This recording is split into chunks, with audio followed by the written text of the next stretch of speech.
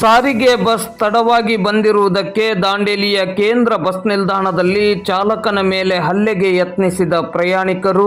Bus ನಿಲ್ದಾಣಕ್ಕೆ ಅರ್ಧ ಗಂಟೆ ಸಾರಿಗೆ ಬಸ್ ತಡವಾಗಿ ಬಂದಿರುವುದಕ್ಕೆ ಆಕ್ರೋಶಗೊಂಡ ಪ್ರಯಾಣಿಕರು ಬಸ್ ಚಾಲಕನ ಮೇಲೆ ಹಲ್ಲೆಗೆ ಯತ್ನಿಸಿದ ಘಟನೆ ಸೋಮವಾರ ದಾಂಡೇಲಿಯ ಕೇಂದ್ರ ಬಸ್ ನಿಲ್ದಾಣದಲ್ಲಿ ನಡೆದಿದೆ.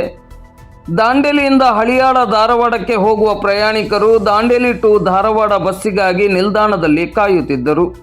ನಿಗದಿತ ಸಮಯಕ್ಕೆ ಬರದೆ ವಿಳಂಬವಾಗಿ ಬಸ್ ಬಂದ ಹಿನ್ನೆಲೆಯಲ್ಲಿ ಪ್ರಯಾಣಿಕರು ಹೆಚ್ಚಿನ ಸಂಖ್ಯೆಯಲ್ಲಿ ಇದ್ದ ಕಾರಣಕ್ಕೆ ನೂಕುನುಗ್ಗಲು ಉಂಟಾಗಿತ್ತು.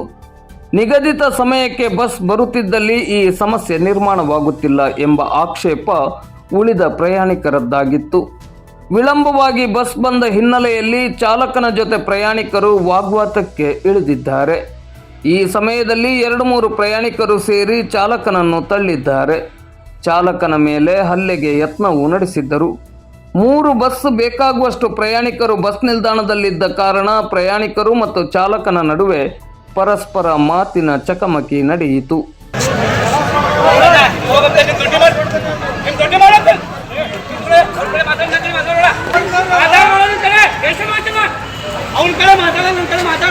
ಮಂದಿ ಮಕ್ಕಳ